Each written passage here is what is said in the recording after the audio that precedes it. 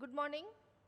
Today in our operating system we will start our unit 5. Our unit 5 is file system interface.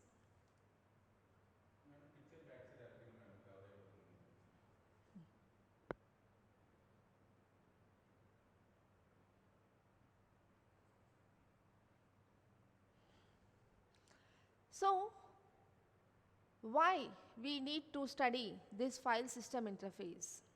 So, as we have already seen the importance of operating system in our last 4 units, and now we will see how this operating system helps in storing and retrieving the files.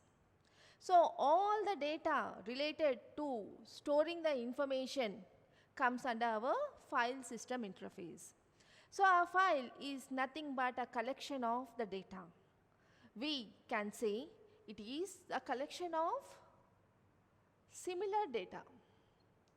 So, all the collection of similar data will be stored in the files. And going to the next, we will see. So, in today's class, we will discuss about the basic concepts of a file and what are the file accessing methods. So, the basic concepts of a file involves means what a file is, how a file look likes, what is the dictionary and all. So, accessing the file means how we will be accessing the files. So, how the operating systems helps in accessing that files is nothing but our file accessing method. Next. So, here before going into the concept of a file, we will be seeing what exactly a file has. A file will be having the data. What is the data? A data can be bits, bytes, words, fields or records. Anything can be called as data. So, it can be have a set of bits, it can have set of bytes, it can have words, it can have fields, it can have records and so on.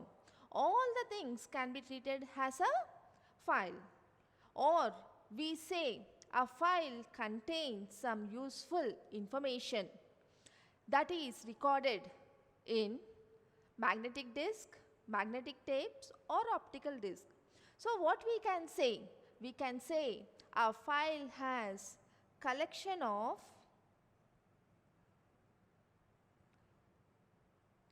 some related information that is recorded on any storage devices such as magnetic disks, magnetic tapes and optical disk.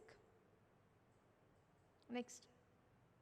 A file is a sequence of bits, bytes, lines or records whose meaning is defined as a file creator, whose meaning is defined by a file creator, or we can call it as a file user. We can say a file has a sequence of bits, bytes, lines or records whose meaning is defined by the one who is creating the file or the one who is using the file.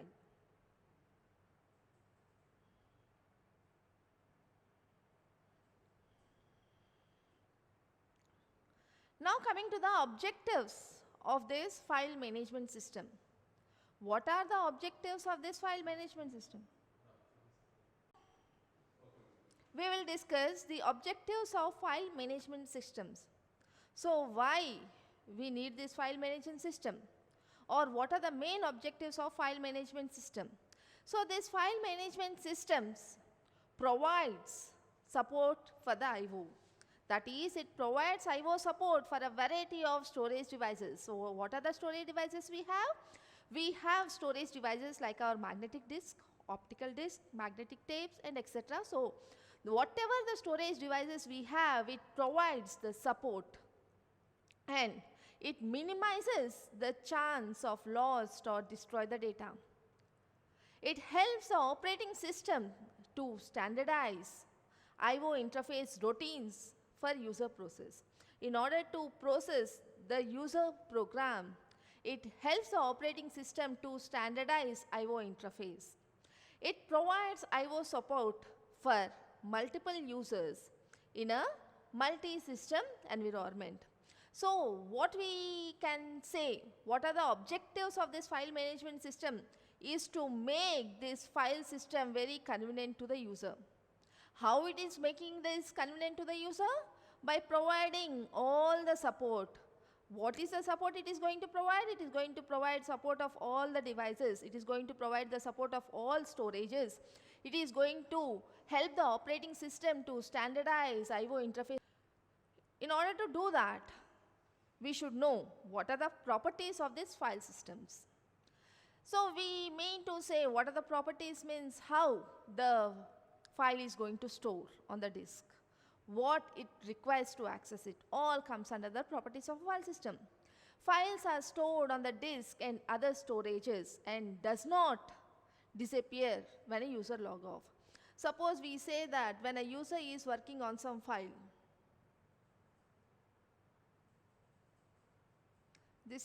he is working on a particular file, and this file is stored with some user has a name of example.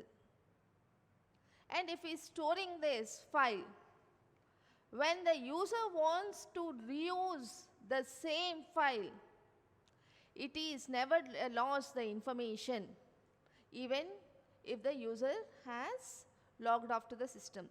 So the next time when he is coming, the same file he can see. That is, the files are stored on the disk and other storage and does not disappear when a user is log off. Files have names and are associated with the access permission that permits control sharing. So we see in a shared network, if a user want to share one file, he can put this file as a shared file and can be accessed by each and every user sharing that network. Means depending upon the permission given to the file, this file can be shared among n number of users. Files could be arranged as normal manner or a more complex structure to reflect the relation between them. So what we finally say, the properties are, that is storing, sharing, accessing, and giving permission to all these things.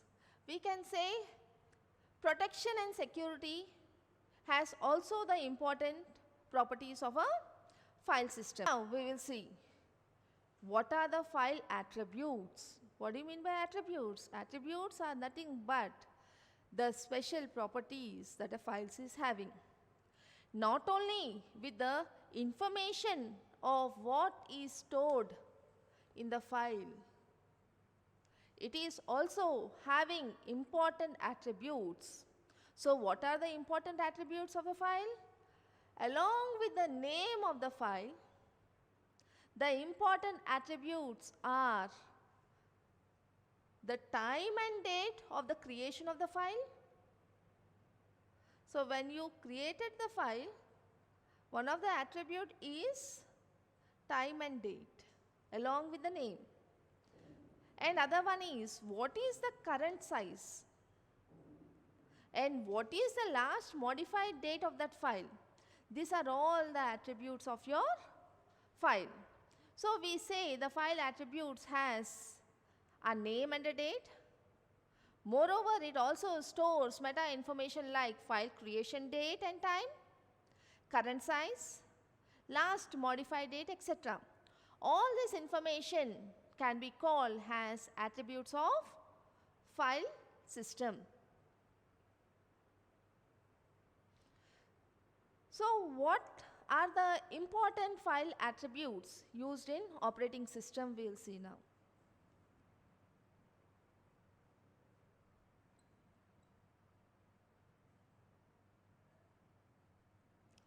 Now here we'll discuss some important file attributes. So the first we'll start with name. So what is name? Name is nothing but the name given to the file. So what we can say? We can say it is only the information stored in human readable form. Suppose I am storing my file name has example 1. The example 1 is only the readable form which is available there. The first attribute is the name of the file, and the next one is your identifier. What is an identifier? An identifier, every file is identified by a unique tag number within a file system known as identified. So it is nothing but a unique tag name, and it is called as identifier. Location, it points out exact location of the file on the device. It points out on the exact location of the device.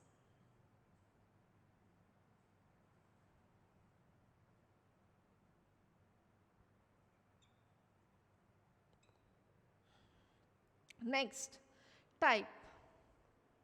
The next identifier is, the next attribute is type. Means the attribute is required for the system that support various files, like it can support a doc file, it can support a test file, it can support a PDF file, or it can support an image file. So depending upon what type of file it is going to support, it gives that, and it is one of the file attributes. Type, this attribute is required for the system that supports various types of files. The next one is size. We know what is the size of that file, how much memory it has occupied, everything comes under the size. It is an attribute used to display the current file size. It is the attribute which is used to display current file size. The next one is protection. This attribute assigns and controls the access of reading, writing, and executing the file. So in our system we see that there are files which can be modified, and there are files which cannot be modified. So depending upon the protection, if the files needed to be more protected, then the permission will be denied. Means it is only used for reading. You cannot modify the file. So all the protection can also come under our file attributes. And the next one we have discussed now is protection of a file. So what we can say? We can say this attribute assigns and controls the access of reading, writing, and executing the file. And the next one is our time, date, and security. It is used for protection, security, and also for the monitoring. It is used for protection, security, and also for the monitoring. So we can say it has time, date, and security.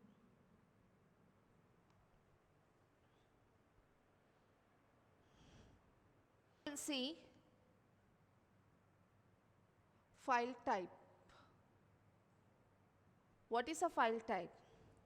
It refers to the ability of an operating system to differentiate various types of files like text files, binary, and source files. However, the operating system like MS Office and Unix have special file types. So in MS Office and Unix, there are 4 file types. First one is character special file. The next one is ordinary file.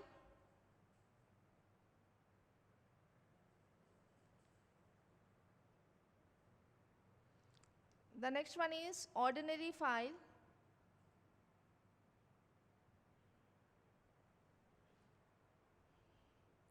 The next one is dictionary file or directory file.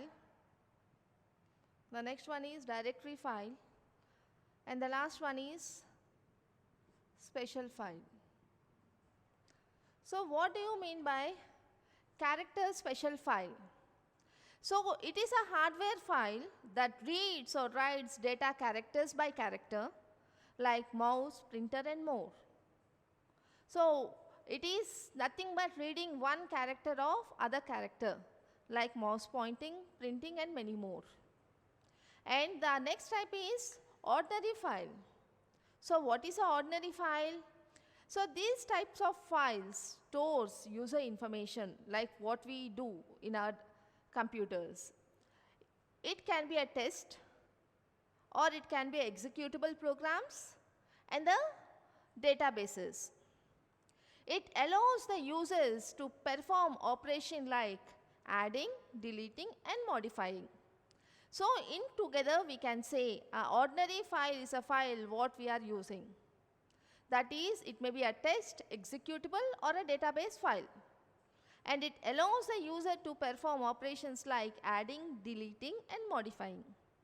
What is the next type? The next type is directory file. The next type of file is directory file. So what is a directory file? A directory file contains files and other related information about those files. It is basically a folder to hold and organize multiple files. What we can say? We can say a directory file has a folder which can hold and organize multiple files. The next one is special files. As special files, these files are also called as device files.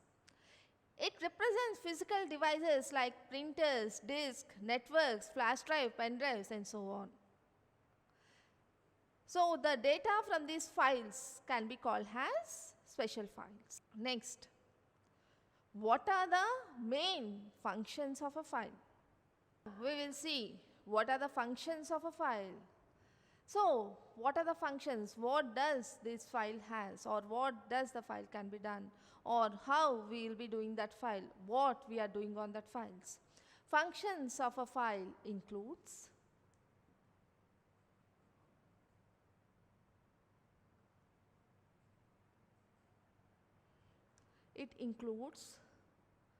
creating of a file. Creating file means find space on a disk and make an entry in the directory. We will be creating a new file. Next, writing or reading from a file. Writing to a file requires positioning within the file. Reading whatever there in the file, just reading, we need not modify that file, is called as reading. Read from the file involves positioning within the file. So the functions includes creating, writing and reading, and next one is deleting. Deleting from a dictionary entry, that is, again it is used to regain the disk space. Means after deleting a particular file, we will be regaining the space in the disk. And next one is repositioning. Repositioning is moving a file from one location to other location, that is moving or altering the read and write position of a file. So the main functions of an operating system can be, the main functions of a file can be treated as creating a file, writing and reading to the files, deleting the files and repositioning the files. We can say copying is other function of the file. So there are many functions of a file, and to the main will be in detail we have in detail discussed about these functions of the file. Next is our file structure.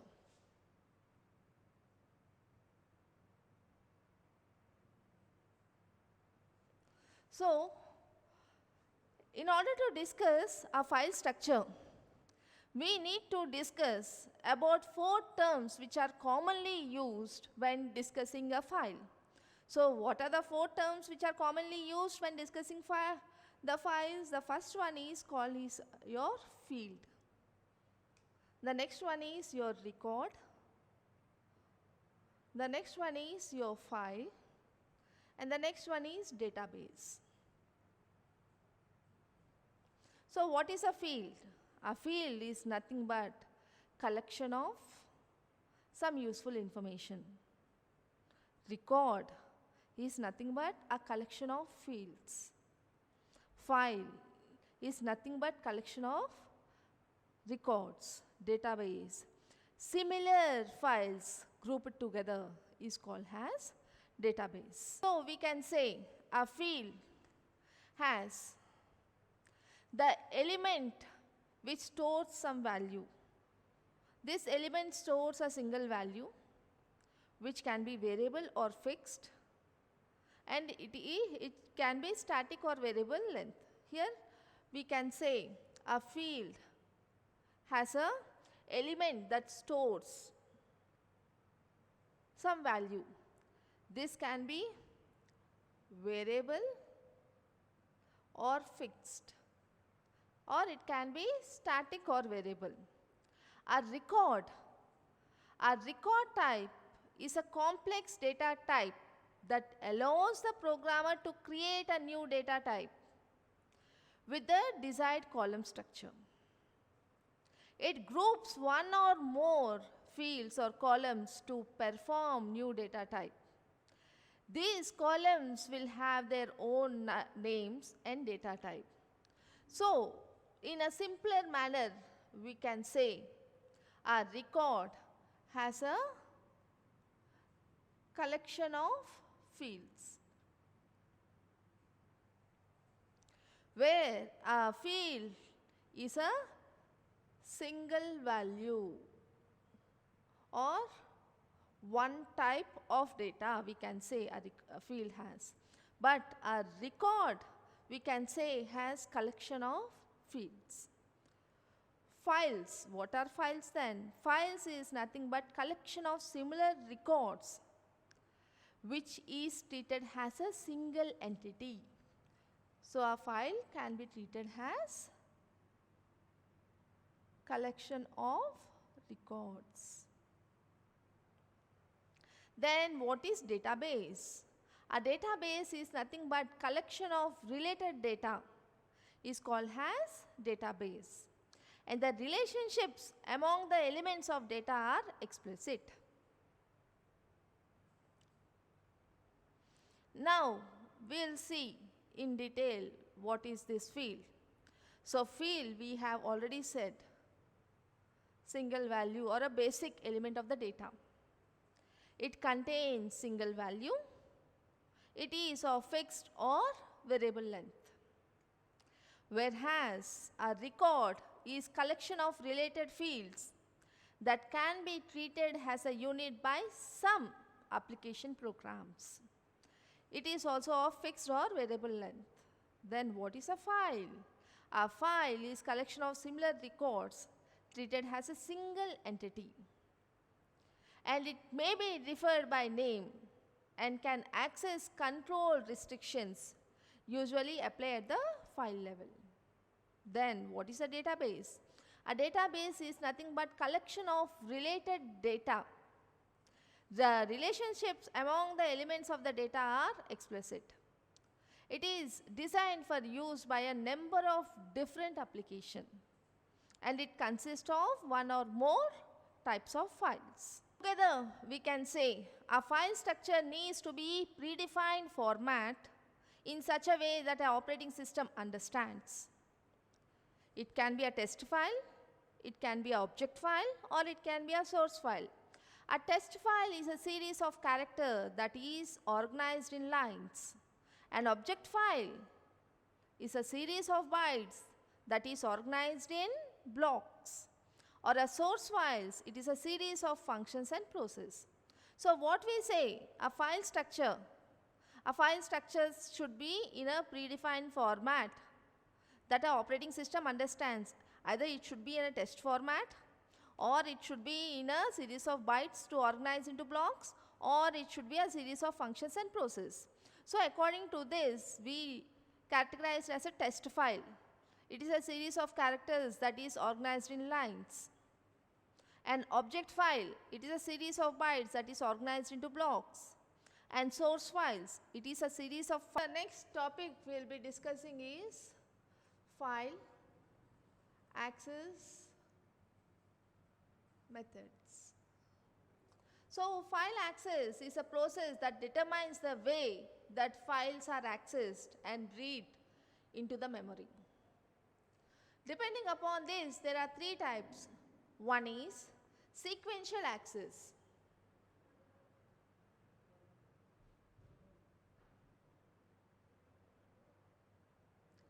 And the next one is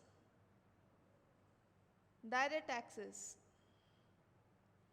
And the third one is index sequential access. As the name itself specifies that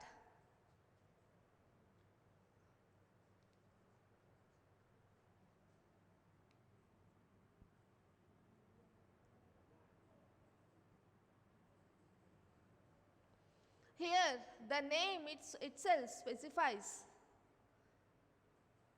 the types of file access. The first one is sequential access, second one is direct random access, and the third one is index sequential access. So what is sequential access? Sequential access means one after other. Random access means randomly to any location. So each and every file is having its own address and everything. Or index sequential access, it is pointed out by an index and thereafter it is going to have a sequential access. So the name itself specifies the type of access methods. Here the first type of file access method is sequential access. So here if you see the figure, in the figure we see after accessing the first file, it will be going to second file, third file, fourth file and so on. So the accessing of the file is in a sequential manner. So what we say that in this type of file access method, records are accessed in a certain predefined sequence. In this sequential access method, information stored in the file is also processed one after other or one by one. Most compiler access files using this accessing method. So as the name itself says, sequential access, one after the other. So the files are accessed one after other in a sequence manner like this. After accessing 1, 2, 3, 4 and so on. All the files are accessed one after other is called as sequential access. Next one is random access. What do you mean by random access? It can also be called as direct random access. The random access method is also called as direct random access. This method allows accessing the record directly. Each record will be having its own address on which can be directly accessed by reading and writing a file. So instead of going sequential, in random you can go to any location from 1 to 4 or 4 to 7 or 4 to 3 and so on.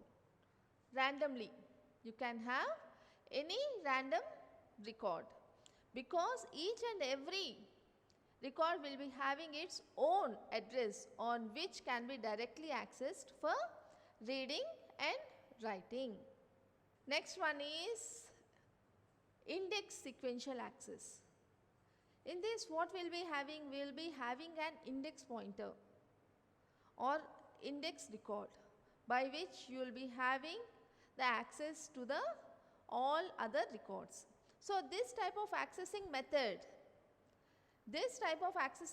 is based on a simple sequential access. Here an index is built for every file with a direct pointer to a different memory blocks. Here the index is searched sequentially and its pointer can access a file directly. Not only a single level of indexing can be done, the indexing can be done in multiple levels also. Multiple levels of indexing can be used to offer great efficiency in access. So by doing this indexing, the time needed to access a single file is reduced. So here what we say, what it is done, here a single pointer will be there and it will be pointing to number of different locations, from where it will be pointing out to number of individual records. So here pointing out to an index can point out to different locations in the memory. So by doing this, it also reduces the time need to access a single record. Next. So this is an example of index sequential access. So in this index sequential access, if we see the main pointer index is 17, suppose if we say, it will be pointing out to two different locations, and from these two different things number of pages will be stored, and it can access any of this using this single index access.